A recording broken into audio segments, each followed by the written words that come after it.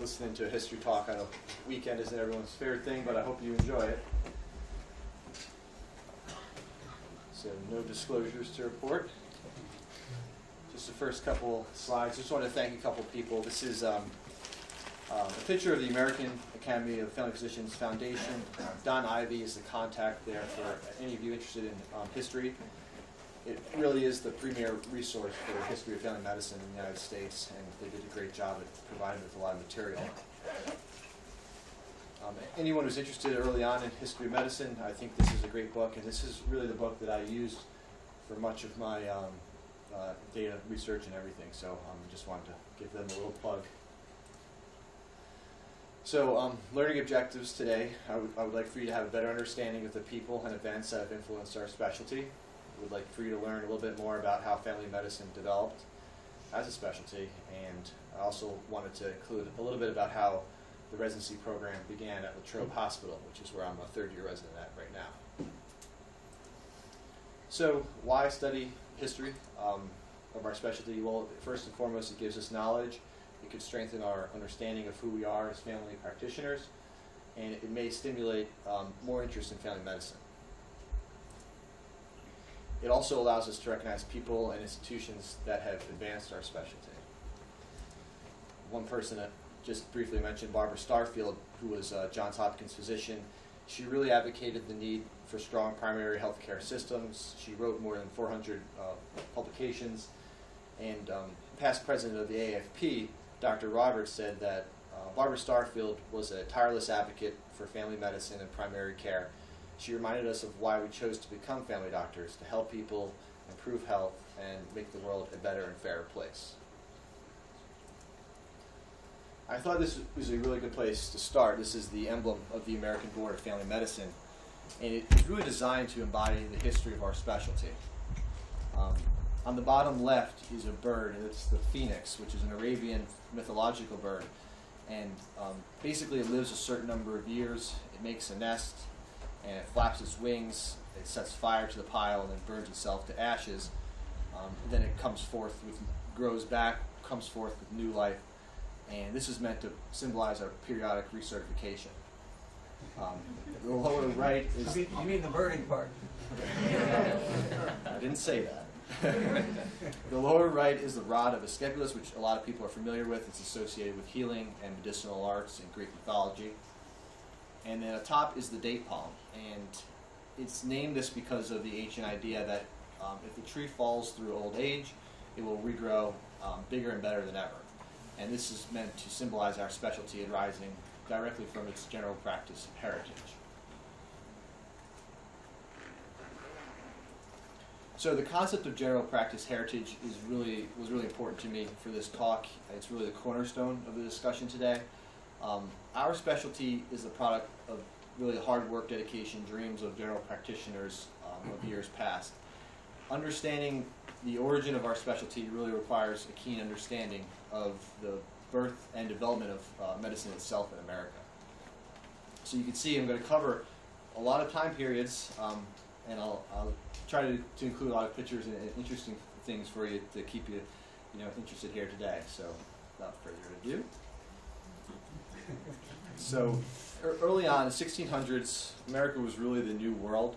The first colonists came across the Atlantic with hopes of prosperity, religious freedom. Disease, lack of medical care made health conditions really poor for the new settlers. The journey across the ocean was really one of the earliest sources of mortality. It was treacherous. It could last anywhere from 1 to 3 months. Their passengers were crowded. They developed diseases, dysentery, typhus, smallpox, measles.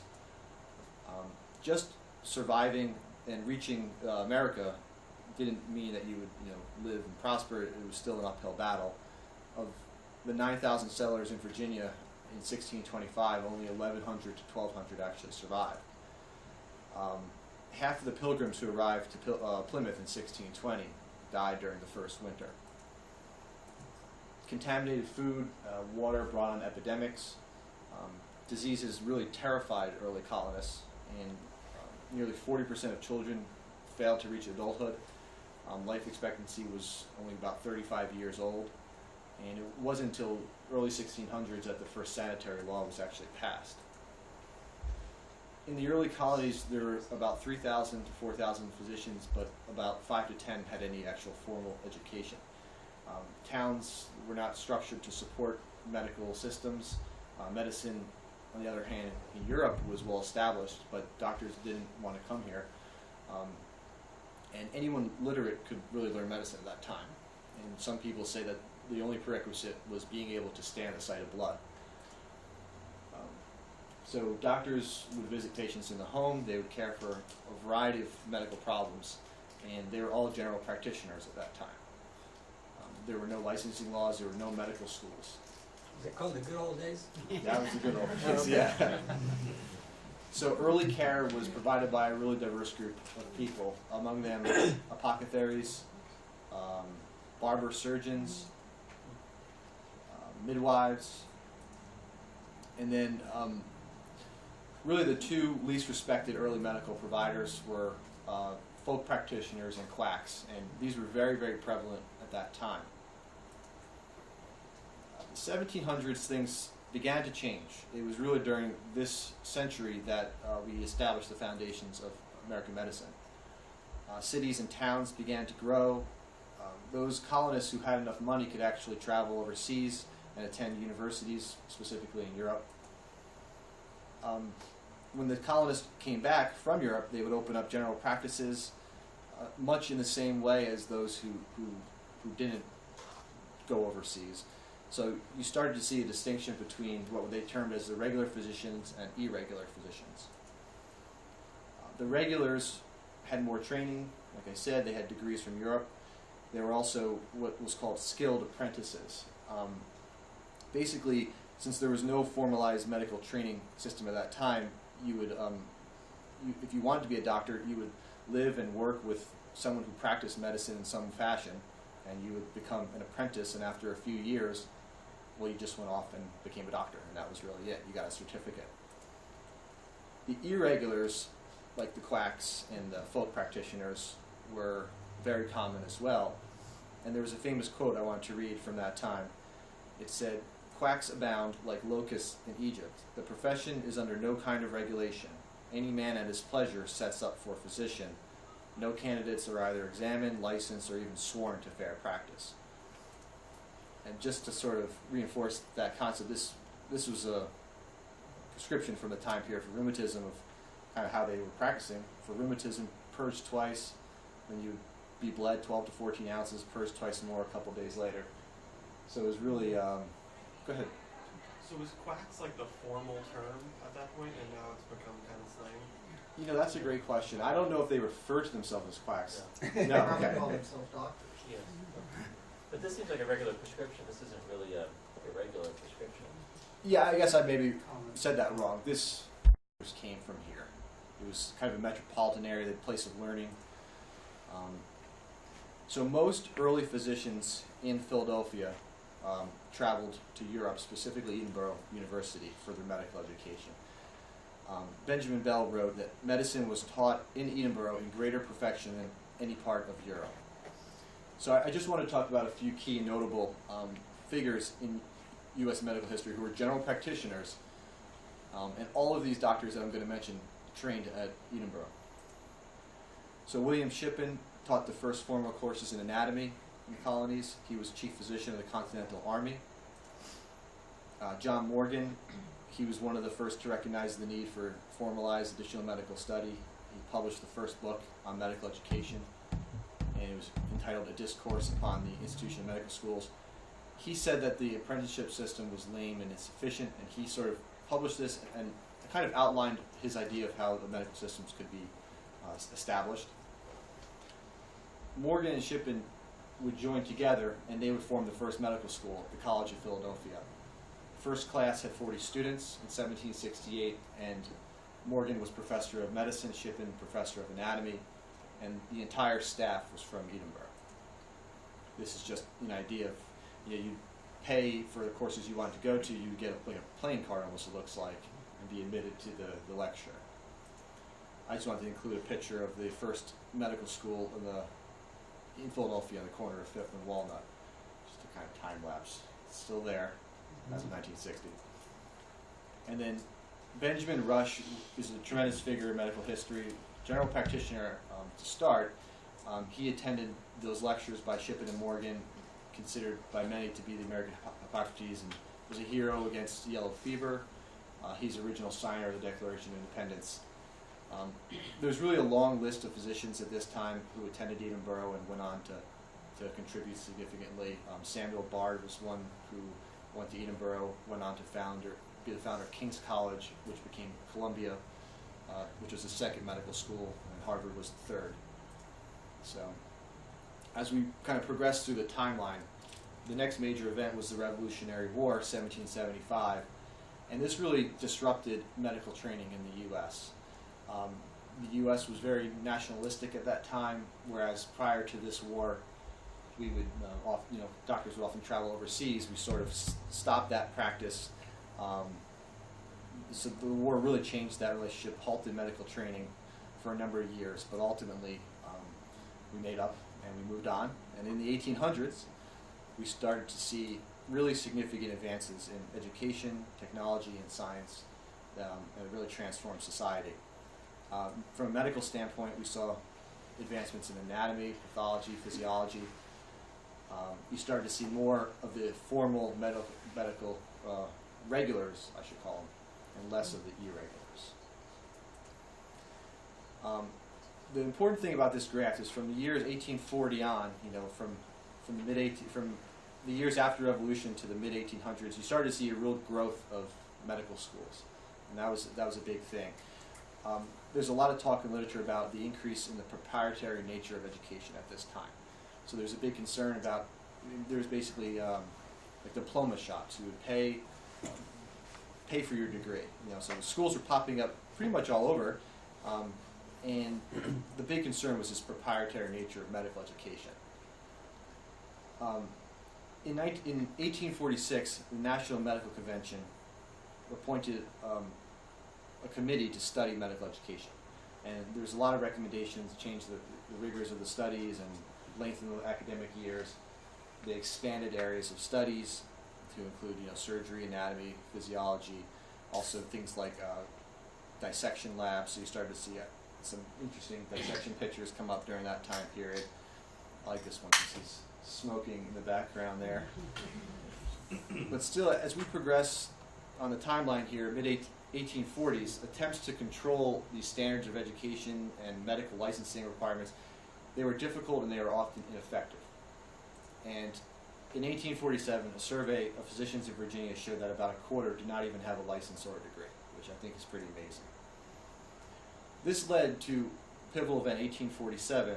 The AMA was established, and this really changed educational standards. This was an actual famous painting from the Museum of Natural History in New York City, and this is where the first code of ethics came to be adopted, and really the standards of national education was really enforced. It began.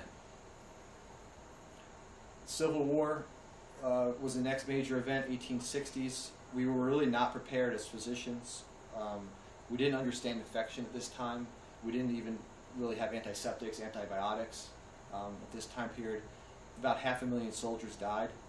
And although we became really industrialized, we still were very far behind in the medical realm as compared to European nations. To further accentuate that point, colleges and universities were not dedicating money to research endeavors. Endowment for theological schools was vastly higher than medical education, as you can see. We, as general practitioners, commonly treated at that time for fevers, cough, diarrhea. We utilized things like quinine whiskey, which is the cure, they said, at that time for the common cold. Arsenic was a very common medical treatment at that time. This one was my favorite, Dr. Beatty's asthma cigarettes, which seems a little bit weird, but not recommended for children under the age of 6. And cocaine, but last one I wanted to show. Opium was very, very commonly given for acute pain, insomnia. In 1840, the importation of opium was 24,000 pounds, and then by the end of the 1800s, it was almost 1 million pounds of opium that we were importing. So, really, at the end of the 1800s, significant events happened. This is a picture of Dr. William Welch. He was a very prominent figure in medicine in the 1800s, and he went to Yale undergrad, Columbia Medical School, very well-educated guy. And he really recognized that it was Germany that were kind of the cutting edge, for medicine training. And basically, they recognized that Germany had university-affiliated lab-based science teaching in medical schools. And he wanted to introduce that concept to America. So he came back in the 1890s, became the first dean of Hopkins, established Johns Hopkins as a medical research educational center, and really changed standards for medical training and education. Still, however, the goal of physicians at this time was to establish themselves in a general practice. Specialists themselves maintained a general practice, and patients expected and preferred to be treated in their homes if they could afford it. When the 1900s came in, we really became a leader in the international medical community. And what fueled most of these advances were donations by the Rockefeller and Carnegie foundations. The Rockefeller Institute was formed in 1901, and this is really the first institution devoted solely to biomedical research. Dr. Welch, who I just mentioned, was elected the president of the board of directors. And this then encouraged more and more people and businesses and government to fund medical science. People started to look closer at medical education again, and the AMA Council on Medical Education in 1904 was formed, and a couple of years later they released a report that said 80 of 160 medical schools were prepared to teach modern medicine, 30% did a poor job, and then 20% were not even worthy of recognition. So with that, the AMA asked the Carnegie Foundation to evaluate medical education. And the Carnegie Foundation then recruited this gentleman named Abraham Flexner, who was a very well-educated guy from Johns Hopkins, did some graduate study at Harvard, but he would ultimately have a really long and lasting impact on medicine in this country. And it was because of this report. It was published in 1910, and admission standards, facilities, laboratories, and quality of instructions were really closely evaluated. Go ahead. If you look closely, some schools were visited 2 in 1 day. It's kind of hard to imagine they do a thorough evaluation in that brief period of time. So there was also a list of schools that were already deemed, like you said, unfit. So Flexner didn't write all the report. The Carnegie Foundation already wrote the report too. Yeah, he was really criticized for a lot of his There's work. discussion on both sides of the impact this has had on the loss. You probably get to that, the loss of females, schools for women and for minorities. I don't go into that specifically, and I'll try not to be too biased from my standpoint of how I came across in the research, but there was tons of information out there on this report and how it pertains to history and how it was interpreted in history too. The specialists will interpret this completely different than us doctors. So anyway, the big key word I came across in my documentation is that the trend towards specialization did not begin until after the Flexner report. And then after this report, what a lot of this literature said is that specialties started to flourish. And that's the key point I wanted you to take home from this slide. First board was the Board of Ophthalmology. Came upon 7 years after Flexner's report. And this slide just shows the real rapid growth of expansion in the years after this report. By 1940, you had 19 specialties. In 1924, we only had 2. So in 1919, the AMA had a meeting, and they said we should encourage general practice as a distinct and dignified specialty in its own right. But it was vetoed. It was shut down. And then as you kind of got into the 1930s, you saw a really drastic decline in the number of general practitioners, and then on the other hand, the number of specialists began to increase. And they refer to it as big fragmentation in healthcare. This is a picture of downtown Pittsburgh, 5th Avenue, near the courthouse. A famous article came out in 1933 in JAMA that said, we're having this overgrowth of specialization. It's an issue. And general practitioners, who you have to understand at the time were doing things like surgery, OB, that usually comprised a large part of their specialty. Well, those aspects were now getting taken away. And there was a lot of frustration. This is just a graph that shows the sharp decline. In 1930 on the bottom, you can see all the way at the top, large percentage of practicing physicians in the country were general practitioners, and then you can see the years after even really plummeting. And the first point I had, in 1931, 83% of practicing physicians were GPs. And then around this time, medical students were not being educated. They didn't learn about comprehensive care, health maintenance, things that are really pivotal in our education today. And training structure was unique. So general practitioners, there really wasn't a residency per se. You basically did 1 year of kind of like internship where you had experience in a hospital. And then after that year, you were sent off into practice. Whereas specialists were getting 4 or 5 years, of experience, and it was just, there really wasn't a defined role for general practitioners' residency as we know it today. And because of that gap, there was a relationship strain between the GP and the specialist. So World War II came along in 1939, and that gap between the two kind of grew more, I should say. The reason for that was that specialists received higher ranks in the war. They often avoided frontline duty if they went into a specialty.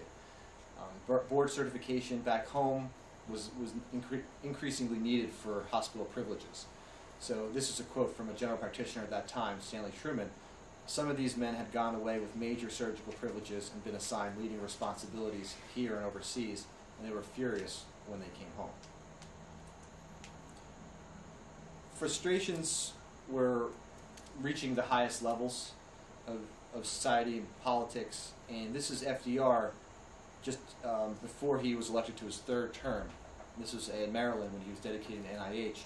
And he made some comments, and I tried to capture a little video of this. Hope you guys can see it. Medical practice any more than they plan to socialize industry. In American life, the family doctor, the general practitioner, performs a service which we rely upon and which we trust as a nation.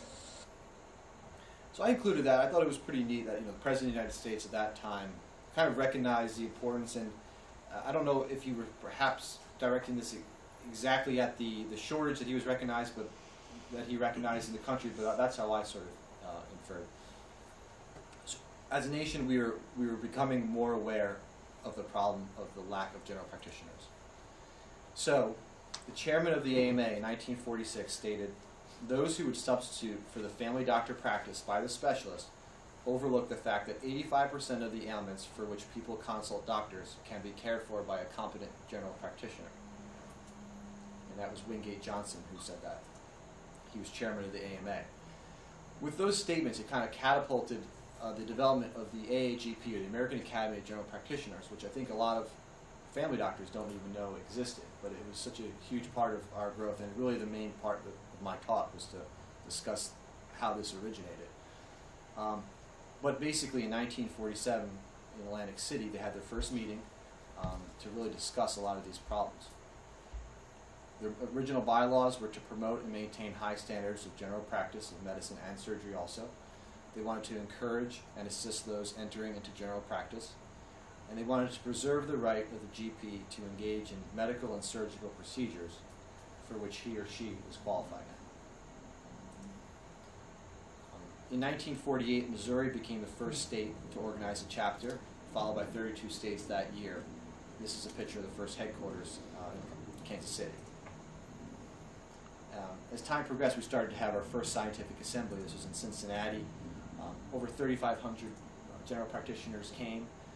This, according to the New York Times, was the most popular booth. This was a male frog pregnancy test, and it was popular because it was a reliable and practical office procedure.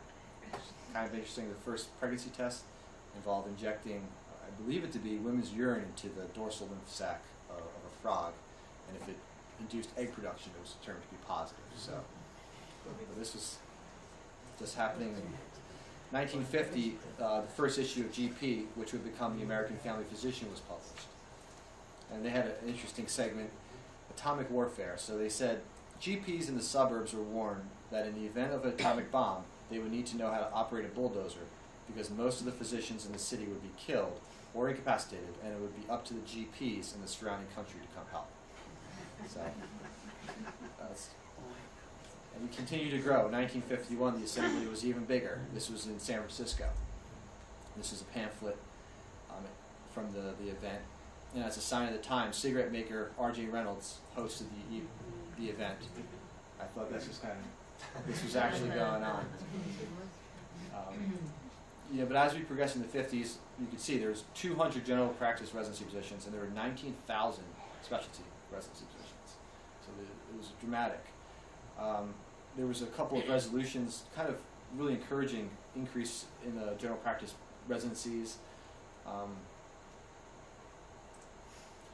And all the while, we continued on with our growth here. In 1954, we had another scientific assembly. Sir Alexander Fleming, discoverer of penicillin, was there. 1955, a really key early article was published in Time magazine titled Family Doctor, Mile 1955, and kind of introduced this brand of primary care physician who wasn't just sort of a jack of all trades, he was more of a specialist in his own right. And back then, there wasn't internet, which is kind of hard to imagine now, but people got their information through reading articles and print. Couldn't imagine it, but it happened. We again became on the forefront of the political stage. Vice President Nixon came to one of our early sessions, but still, as the 1950s closed, there was really a marked shortage, and it was a big problem for the general practitioner. In 1957, this Muse committee was formed, and the whole point of these committees were trying to urge the creation of a specialty board for general practitioners and family physicians. Charles Alvey published a key report at the end of the 1950s that said there's a shortage of general physicians, family doctors, call them what you may. I do not mean there is a shortage of physicians, but there is a need for physicians who are interested in the total and continuing care of the patient. So I kind of took this as one of the early documents that sort of describe what the family physician needs to be as a specialist. The 1960s was really a pivotal time for America. Events took place like the Civil War, the Vietnam War protests, and it really reshaped the landscape of America. Activism was very present, and people say that this was the right social climate for family medicine to be born as a specialty. And we were born in the 1960s. So there was a lot of events that took place in the 1960s that are really important that you understand when you're learning about the family history, family medicine history.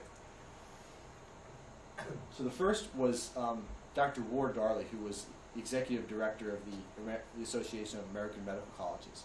He had a statement that came out that said, as medical knowledge and specialists increase, I believe that the need for a new kind of specialist will emerge. He must be an astute diagnostician, and one of the fundamental responsibilities will be to guide patients through the growing complexities of medical care. In essence, I am proposing a new specialty. In 1962, the WHO Committee on Medical Education met in Switzerland, and their goal was to evaluate again this global shortage of family doctors. And 3 major reports got started during this time period, and all were published in 1966. I just want to briefly go through them. Has anyone ever heard of these reports? So the Folsom Report was the first one, and Marion Folsom was previous U.S. Secretary of Health under Dwight Eisenhower. And he chaired a group with members across all different industries, and the goal of his group was to find the basic framework for a primary general practitioner as a specialist. And he called for ongoing continuity of care by a personal physician. The report said that family doctors should be given board certification and status and income comparable to other specialties. The family doctor will need to understand social, environmental, and emotional factors that influence patients' health. And concern will be for the patient as a whole, and the relationship will be a continuity one. The Mills Report was the second one published by John Mills, who was the president of Case Western. he said that, in the Mills report stated that, the Mills report discussed the role and training of the primary physician. It discussed the need for comprehensive and continuing care with an emphasis on prevention, supportive, and rehabilitation medicine, and it suggested lengthening the training period for general practitioners. And lastly, the Willard report. This was the last one published. He was the dean of the University of Kentucky, Dr. William Willard, and he said that medicine needs a new specialist, the family physician, who is educated to provide comprehensive and personal health care. He called for a major national need. He said that the family physician should be the physician of first contact, the physician who evaluates and takes responsibility for the patient's total health care needs and acts as a leader or coordinator of medical team. After these reports, in the 1960s, another sentinel literature piece was published, and this is Lynn Carmichael, who I don't know if many of you have heard of, but he was a really pivotal figure in family medicine early on. He wrote, "As medical science brings more acute illness under control, the increased emphasis will be placed on healthcare education, preventive medicine, and long-term management of chronic problems. Hospitalization will represent not the epitome, but the failure of medical care." Just a quick slide on Lynn Carmichael. So he was really famous for saying that family physicians do not treat illness, but treated people. He believed that family medicine, first and foremost, should characterize the type of relationship a doctor has with the patient. And he had 4 critical components to that relationship. The first one was affinity, the bond between the doctor and the patient. Second was intimacy. The bond leads to an openness between the two, reciprocity, recurrence of that relationship, which signifies the level of trust, and continuity. This trust creates the expectation that the relationship will continue in the future. So I just thought he was someone important to take a quick aside about. In 1968, the AMA formed a committee to visit pilot family medicine residency programs. 16 were selected, presented formally to the AMA and the AAGP. And then in 1969, we were able to establish the type of exam and residency training that would be needed for family practice. And the only thing that remained at this point was an agreement between the AMA and the AAGP, which came upon on February 8th, 1969. And this made us the 20th specialty. 1971, we changed our name from the AAGP to the AAFP. We just started to have fellowship certification, and requirements for those certifications were being developed. We sort of rebranded ourselves. This was one of the early AFP conferences. I think this is from the first AFP conference.